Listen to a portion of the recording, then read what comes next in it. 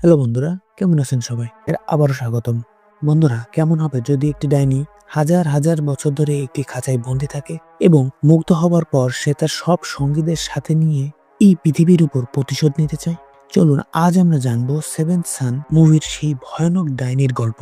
Cinema শুরু হয় 1572 সালে, যেখানে একজন সৈনিক শহর থেকে অনেক দূরে একটি খাঁচা বানিয়ে কাউকে বন্দি করে রেখেছিল। লোহার বিশাল খাঁচাটির চারপাশে সিলভার অ্যাশ ছিটিয়ে সে চলে যায়। খাঁচার ভেতর থেকে আসা আর্তনাদ শুধু মুক্তি চাচ্ছিল। অনেক বছর পর যখন রেড মুন নাইট আসে, তখন সেই বন্দি ডাইনি নিজের শক্তি ফিরে পায় এবং খাঁচা ভেঙে বেরিয়ে আসে। এই ডাইনির নাম ছিল মেলকিন। গ্রামে যখনই কোনো বিপদ আসতো, তখন ঘন্টা বাজিয়ে তান্ত্রিক বা ওজাকে ডাকা হতো। বাড়ির ভেতরে গেগরি নামে এক বৃদ্ধ লোক বসেছিল, যে ছিল এই গ্রামের প্রধান তান্ত্রিক। গেগরি আসলে একজন দক্ষ ডাইনি শিকারী। তার সহকারী উইলিয়াম তাকে একটি চার্চে নিয়ে যায়। গেগরি উইলিয়ামের সাথে চার্চে পৌঁছায় এবং ব্ল্যাক ম্যাজিককে হারানোর জন্য সাথে অনেক অস্ত্র নেন। চার্চে যাওয়ার পর তারা একটি ছোট মেয়েকে পায়, যে এক ভয়ানক ডাইনির কবলে ছিল। গেগরি যখন এই ডাইনির সাথে কথা বলে, তখন সে জানতে পারে এটি সেই ডাইনি যাকে সে এত বছর ধরে বন্দি করে রেখেছিল। গেগরি নিজের শক্তিতে মেলকিনকে সেই মেয়ের শরীর থেকে বের করে আনে। তখন মেলকিন বাইরে এসে নিজের বদলা নেওয়ার জন্য বলে, তুমি তো আমাকে সেখানে মরার জন্য ফেলে এসেছিলে, কিন্তু এখন আমি তোমাকে জ্যান্ত ছাড়বো না। এরপর মেলকিন নিজের আসল রূপ অর্থাৎ একটি ড্রাগন রূপে চলে আসে এবং সেখান থেকে পালাতে থাকে। কিন্তু সেখানে উইলিয়াম এবং গেগরি দুইজন মিলে একটি জাল দিয়ে মেলকিনকে ধরে ফেলে এবং টেনে আবার একটি খাঁচার ভেতরে ঢুকিয়ে দেয়। কিন্তু খাঁচায় যাওয়ার আগে মেলকিন উইলিয়ামকে ধরে ফেলেছিল।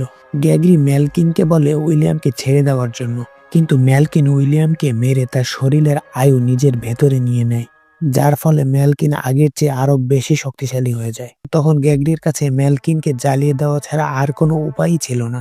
এই কারণে সে পুরো খাঁচাটি জ্বালিয়ে দেয়। কিন্তু গ্যাগরি জানতো না যে মেলকিন এত বছর ধরে বন্দি থাকার কারণে তার শক্তি আরো অনেক বেড়ে গিয়েছিল। ফলে মেলকিন সেই জ্বলন্ত খাঁচা ভেঙে বেরিয়ে সেখান থেকে পালিয়ে যায়। এর পরের দৃশ্যে আমরা টমকে দেখি। টম ছিল অনেক ভীতু প্রকৃতির, এমনকি সে শিকার করতেও জানতো না। কিন্তু কিছু সময় ধরে টম কিছু অদ্ভুত দৃশ্য দেখছিল, যার মধ্যে সে একজন বৃদ্ধ লোক, একজন ডাইনি এবং একটি মেয়েকে দেখত। তখনই গ্যাগরি টমের বাড়িতে যায় এবং টমের বাড়ির লোকের সাথে তার একটি চুক্তি হয়। অনেক মোহরের বিনিময়ে টমের বাড়ির লোক তাকে বিদায় দেয়, কারণ তাদের টমের প্রয়োজন ছিল না।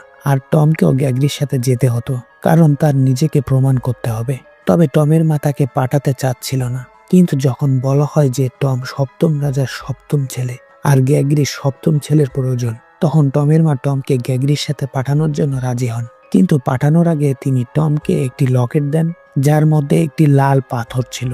তারপর গ্যাগরি নিজের সাথে টমকে নিয়ে যায়। এরপর আমরা মেলকিনকে দেখি। সে আবার নিজের প্রাসাদে ফিরে যায়, যা এখন পুরোপুরি ধ্বংসস্তূপে পরিণত হয়েছে। তখনই আমরা আরো এক ডাইনিকে দেখি, যার নাম লিজি। সে ছিল মেলকিনের বোন, যাকে মেলকিন চলে যাওয়ার পর গেগরি পুরোপুরি জ্বালিয়ে দিয়েছিল এবং তাকে সেখানেই থাকার অভিশাপ দিয়েছিল। মেলকিন নিজের জাদু দিয়ে তার বোন লিজিকে ঠিক করে দেয় এবং নিজে সেই ধ্বংসস্তূপকে একটি সুন্দর প্রাসাদে পরিণত করে।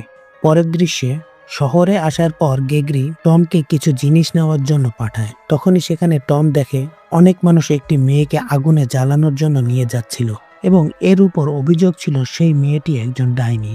আর টম এই মেয়েটিকে তার ভিশনে দেখেছিল। এই কারণে সে সবাইকে বলে সে গ্যাগরির অ্যাসিস্ট্যান্ট, অর্থাৎ সেও একজন তান্ত্রিক এবং সে এই মেয়েটির থেকে সবাইকে মুক্তি দেবে। এই মেয়েটির নাম অ্যালিস। তখন টম তার নাম জিজ্ঞাসা করলে মেয়েটি তার নিজের নাম বলে না, শুধু বলে আমাদের খুব তাড়াতাড়ি আবার দেখা হবে। টমের বিশ্বাস হচ্ছিল না যে সেও একজন ডাইনি হতে পারে। অ্যালিস যাওয়ার আগে টমকে বলে, আমাদের এই সাক্ষাতের ব্যাপার তুমি গ্যাগরিকে বলবে না।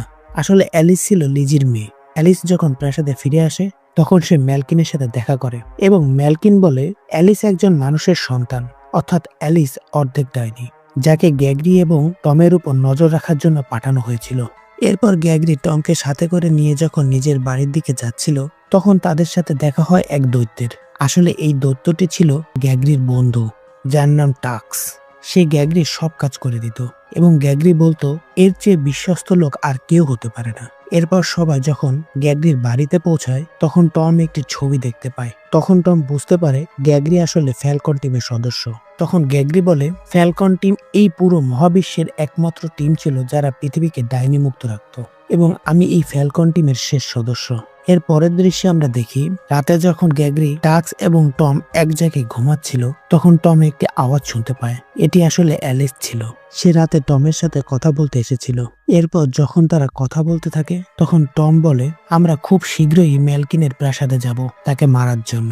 তখন অ্যালিস টমকে বোঝায়, এটা তোমার কাজ নয়, বরং তোমার এর থেকে দূরে থাকা উচিত। পরের দিন সকালে মেলকিনকে মারার জন্য তার প্রাসাদের দিকে রওনা হওয়ার কথা ছিল, কিন্তু সেখানে যাওয়ার আগে অনেক সৈনিক একসাথে আসে যারা গ্রেগরির সাহায্য চায়। তারা বলে, আপনাকে রাজা ডেকেছেন কারণ আমরা সবাই মিলে এক বড় দানবকে ধরেছি যাকে মারার জন্য আপনার সাহায্য প্রয়োজন। এখানে গ্রেগরি নিজের সাথে টমকে নিয়ে রাজার কাছে পৌঁছায়। এরপর গ্রেগরি সিলভার অ্যাশ নিয়ে সেই ভাল্লুকের উপরে ছিটিয়ে দেয়, যার ফলে সে আবার নিজের রূপে ফিরে আসে। এই দানবটির নাম ছিল ওক।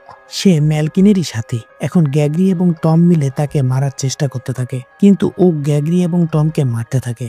শেষে ওককে ধরে ফেলা হয় এবং একটি খাঁচায় বন্দি করে তাকে আগুন দিয়ে জ্বালিয়ে দেওয়া হয়। এরপর টমকে একা দেখে অ্যালিস তার কাছে আসে এবং তারা একে অপরের সাথে কথা বলতে থাকে। তখন অ্যালিস জানতে পারে ওককে মেরে ফেলা হয়েছে। অ্যালিস চাইতো না টমের কোনো প্রকার বিপদ হোক, আর দুজনই খুব কাছাকাছি থাকার কারণে একে অপরের সাথে ঘনিষ্ঠ হতে থাকে। তখন অ্যালিস বুঝতে পারে সে টমকে খুব ভালোবাসতে শুরু করেছে। তখন টমের একটি ভিশন আসে, যার মাধ্যমে সে জানতে পারে গ্রেগরি খুব তাড়াতাড়ি মারা যাবে। যদি সে মেলকিনের কাছে যায় তবে মেলকিন তাকে জ্যান্ত ছাড়বে না। এই কারণে গ্রেগরির সাহায্যের জন্য টম অ্যালিসকে ছেড়ে বেরিয়ে পড়ে। যখন টম আগে বাড়ে তখন সে গ্রেগরিকে দেখতে পায়, আর এখানে গ্রেগরিও জানতে পেরেছে টম এক ডাইনির প্রেমে পড়েছে। তখন গ্রেগরি নিজের গল্প বলে, আগেই আমার বিয়ে হয়েছিল, তারপরও আমি এক ডাইনির প্রেমে পড়ে যাই। এই ডাইনি আর কেউ নয়, বরং মেলকিন ছিল। মেলকিন সবসময় এক খারাপ ডাইনি ছিল না, কিন্তু আমি যখন তাকে ধোকা দেই তখন মেলকিন নিজের খারাপ চিন্তার মধ্যে জড়িয়ে যায়। এই কারণে আবারও আমি মেলকিনের সাথে প্রেমের অভিনয় করি এবং মেলকিনকে ধরে চিরকালের জন্য বন্দি করে দেই। আর এখনই এই জিনিসের বদলা নেওয়ার জন্য সে এত বছর পরে এসেছে। গ্রেগরি বলে, অ্যালিসও একজন ডাইনি, সে কখনো ভালো মানুষ হতে পারে না।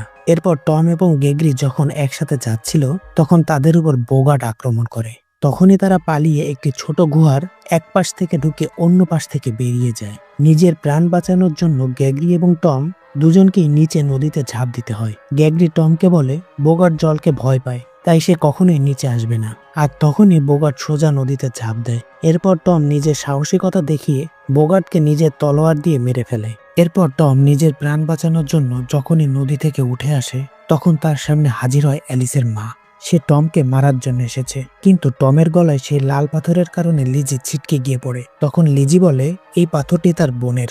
এই কথা বলে লিজি সেখান থেকে চলে যায়। এই ব্যাপারটা জানার জন্য টম গ্রেগরির কাছে যায়। সেই সময় গ্রেগরি খুশি ছিল কারণ টম বোগাটকে মেরে ফেলেছে। তখন টম গ্রেগরিকে এই পাথরের কথা জিজ্ঞাসা করলে গ্রেগরি বলে এটি আসলে মেলকিনের ছিল, কিন্তু অনেক বছর আগে অন্য এক ডাইনি এই পাথরটি চুরি করে নিয়েছিল। তখন টম বুঝতে পারে এই ডাইনিটি আসলে তার মা ছিল, অর্থাৎ টমের মাও একজন ডাইনি। এরপর অ্যালিস যখন মেলকিনের কাছে যায় তখন মেলকিন অ্যালিসকে বলে, তুমি যদি সেই লাল পাথরটি টমের কাছ থেকে নিয়ে আসতে পারো তাহলে আমি টমকে প্রাণে মারবো না। এই কারণে টমের থেকে সেই লাল পাথরটি চুরি করার জন্য অ্যালিস বেরিয়ে পড়ে। এরপর পৃথিবী ধ্বংস করার জন্য মেলকিনের সহযোগীরা পৃথিবীতে আসে এবং সেখানে টমের ফ্যামিলিও ছিল, আর তারা নিজ চোখে দেখছিল কিভাবে ডাইনিরা মানুষদের মেরে ফেলছে। তখন টমের মা ডাইনিদের বিরুদ্ধে প্রতিরোধ গড়ে তোলে এবং তাদের বিরুদ্ধে লড়াই করতে থাকেন। এক পর্যায়ে মেলকিন যখন টমের মার কাছে আসে তখনই সে তাকে চিনে ফেলে, আর বদলা নেওয়ার জন্য মেলকিন টমের মাকে সেখানে জ্বালিয়ে মেরে ফেলে।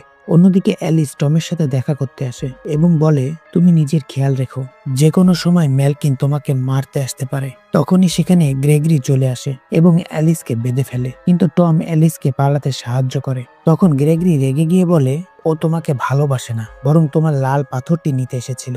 এই কথা শুনে টম মনে করে অ্যালিস তাকে ধোঁকা দিয়েছে। গ্রেগরি, টম এবং টাক্সকে ধরে আনার জন্য মেলকিন তার সহযোগীদেরকে পাঠায় এবং তারা এসে তাদের উপর আক্রমণ চালায়। মারামারির এক পর্যায়ে টম এবং টাক্স একটি খাদে পড়ে যায়। তখনই টমের মা তার স্বপ্নে আসে। তিনি বলেন, আমি আর এই দুনিয়াতে নেই, আমি একজন ডাইনি ছিলাম, কিন্তু সব ডাইনি খারাপ নয়। তুমি এক ডাইনির ছেলে হওয়ার কারণে তোমার কাছে অলৌকিক শক্তি আছে যা দিয়ে তুমি মেলকিনকে মারতে পারবে। অন্যদিকে রাডো গ্রেগরিকে ধরে নিয়ে যায়। এরপর গ্রেগরিকে মেলকিনের সামনে নিয়ে আসা হয়। তখন অ্যালিস জানতে পারে গ্রেগরিকে নিয়ে আসার সময় টম খাদে পড়ে মারা গেছেন। এই কথা শুনে অ্যালিস রেগে যায় এবং ম্যালকিনের কাছ থেকে সে লাল পাথরটি নিয়ে সেখান থেকে পালিয়ে যেতে থাকে। কিন্তু অ্যালিসকে ধরার জন্য ম্যালকিন ড্রাগনে পরিণত হয়। তখন ম্যালকিন এবং লিজির মধ্যে লড়াই শুরু হয়, কারণ অ্যালিস লিজির মেয়ে। ঠিক সেই সময় টম এবং টাক্স সেখানে পৌঁছায় এবং তারা ম্যালকিনের সহযোগীদেরকে একে একে মারতে শুরু করে। এরপর টম নিজের লকেট ফিরে পায় এবং অ্যালিসের সাথে দেখা হয়, আর তাদের মধ্যে সব ভুল বোঝাবুঝি দূর হয়। অন্যদিকে ম্যালকিন লিজির চেয়ে অনেক বেশি শক্তিশালী। এ কারণে ম্যালকিন লিজিকে আহত করে ফেলেছিল। মারামারির এক পর্যায়ে ম্যালকিন এবং লিজি মানুষ রূপে ফিরে আসে এবং লিজি বলেছিল সে তার মেয়েকে যেন কোনো ক্ষতি না করে, কিন্তু ম্যালকিন বলে আমার রাস্তায় যে আসবে আমি তাকে মেরে ফেলবো। এই বলে লিজিকে মেরে ফেলে। এরপর ম্যালকিনের শক্তি ধীরে ধীরে শেষ হয়ে যাচ্ছিল, কারণ তার আর কোনো সহযোগী বেঁচে ছিল না। তখনই টম ম্যালকিনকে মারার জন্য এগিয়ে আসে, কিন্তু গ্রেগরি বলে সে শুধু আমার শিকার। এরপর যখন ম্যালকিনকে মারতে যায় তখন ম্যালকিন তার কথার ফাঁদে ফাঁসানোর চেষ্টা করে। ততক্ষণে ম্যালকিন নিজের লেজ দিয়ে গ্রেগরিকে ধরে ফেলেছিল এবং সে তাকে প্রায় মেরেই ফেলেছিল। তখন টম ভেতরে আসে আর ম্যালকিনের উপর সিলভার ছিটিয়ে দেয় এবং তলোয়ার দিয়ে ম্যালকিনকে আঘাত করে। ফলে ম্যালকিন মারা যায় এবং গ্রেগরি বেঁচে যায়। এত বড় সাহসিকতার কাজের কারণে টমকে ফ্যালকন টিমের যোদ্ধা বানিয়ে দেওয়া হয় এবং তার হাতে গ্রেগরি একটি ট্যাটু বানিয়ে দেয়। তখন টমের মনে হয় সে আসলে অ্যালিসের সাথে থাকতে পারবে না, কারণ একজন ডাইনি এবং একজন তান্ত্রিক কখনো একসাথে থাকতে পারে না। এ কারণে অ্যালিস টমের সাথে শেষবার দেখা করে চলে যায়। এরপর গ্রেগরি নিজের বাড়ি টমকে দিয়ে দেয় এবং টাক্সকে টমের সাথে রেখে নিজে অন্য কোনো মিশনে বেরিয়ে পড়ে। আর এখানেই এই সিনেমাটি শেষ হয়। তো বন্ধুরা, কেমন লাগলো আজকের এই অসাধারণ সিনেমাটি? যদি ভালো লেগে থাকে তাহলে অবশ্যই সিনেমাটি দেখে ফেলুন। কথা হবে পরের ভিডিওতে। আর ভিডিওটি ভালো লাগলে অবশ্যই লাইক, কমেন্ট, শেয়ার এবং সাবস্ক্রাইব করতে ভুলবেন না।